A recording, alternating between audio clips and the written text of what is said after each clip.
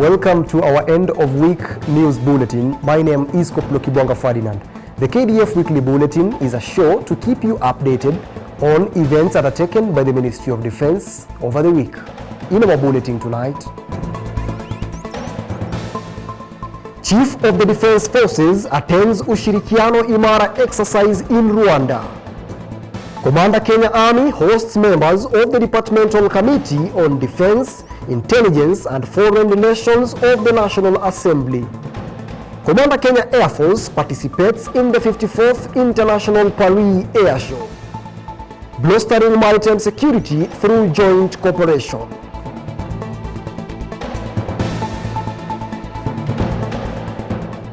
And now back in Nairobi County, Lieutenant General Peter Njiru, Commander Kenya Army, hosted members of the Departmental Committee on Defense, Intelligence and Foreign Relations of the National Assembly at the Kenya Army headquarters in Nairobi to familiarize themselves with the roles and mandate of the service. Lieutenant General Njiru reaffirmed the commitment of the Kenya Army in protecting the Republic of Kenya against land-based threats, as well as collaborating with other civil authorities in times of disasters and emergencies.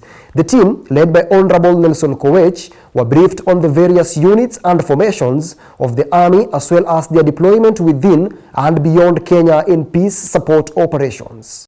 They also visited Kenya Air Force on the same mission. General Francis Ogola, Chief of Defense Forces, joined other general officers and dignitaries from East Africa Community Partner States during the closing ceremony of Exercise Ushirikiano Imara, a command post exercise held at Musanze in Rwanda.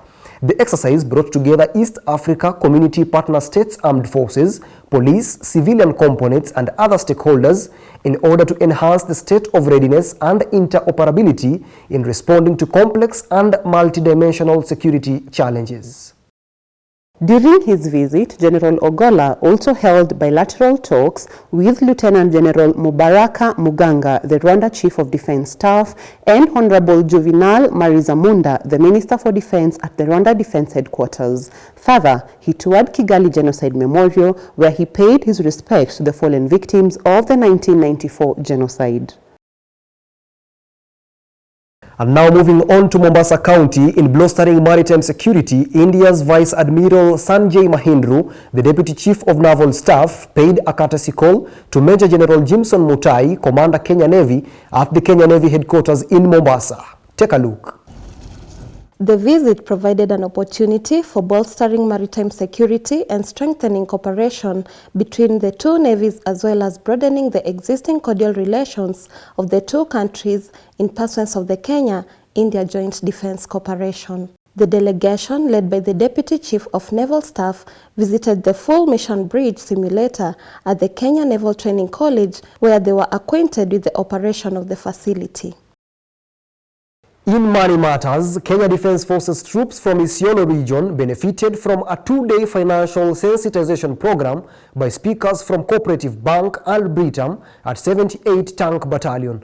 The troops were enlightened on financial decision-making with an aim to overcome poor financial decisions, embracing a saving culture, debt management, investing and planning for retirement. Our reporter joins us with more details. Addressing the troops, Brigadier Jeremiah Maroko, Armored Brigade Commander, observed that financial knowledge is a necessity for all. Without financial management knowledge, many service personnel have made uninformed financial decisions which have cost them dearly. Speaking during the event, Mr. Jackson Mwendo, Cooperative Bank Head of Consumers, urged the service personnel to utilize the money they receive with prudence and discipline. His counterpart, Peter Njuguna, Britam Financial Advisor, noted that currently there has been several cases of domestic violence which can be attributed to bad financial decisions resulting in dysfunctional or broken families.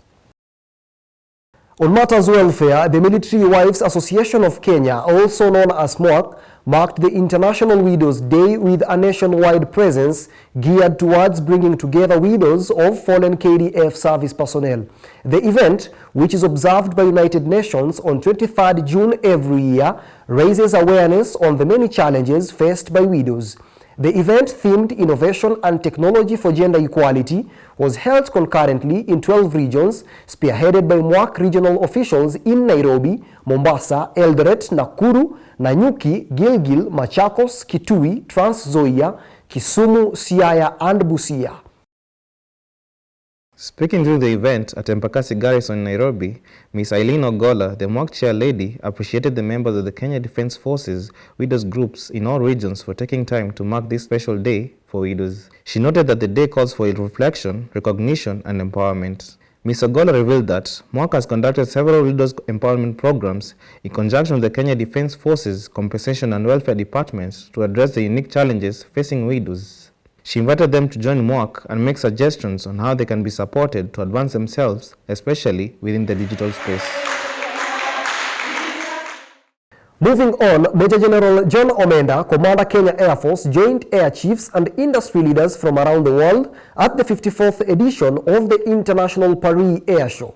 The commander engaged several individual exhibitors to gain insights into cutting-edge technologies and advancements to identify both immediate and future requirements for the Kenya Air Force. The periodic event is a platform for established and emerging aviation industry players to come up together in collaboration, discussion, and showcasing of current and future innovations.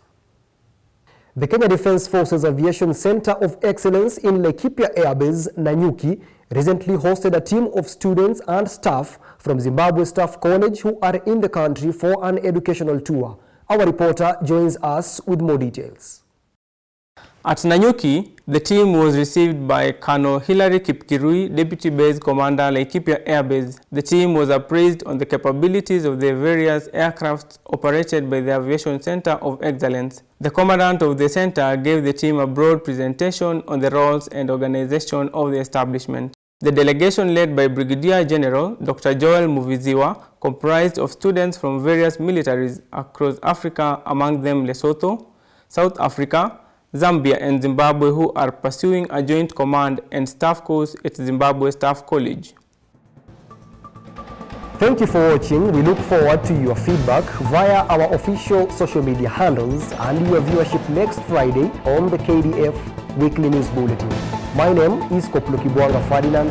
Goodbye.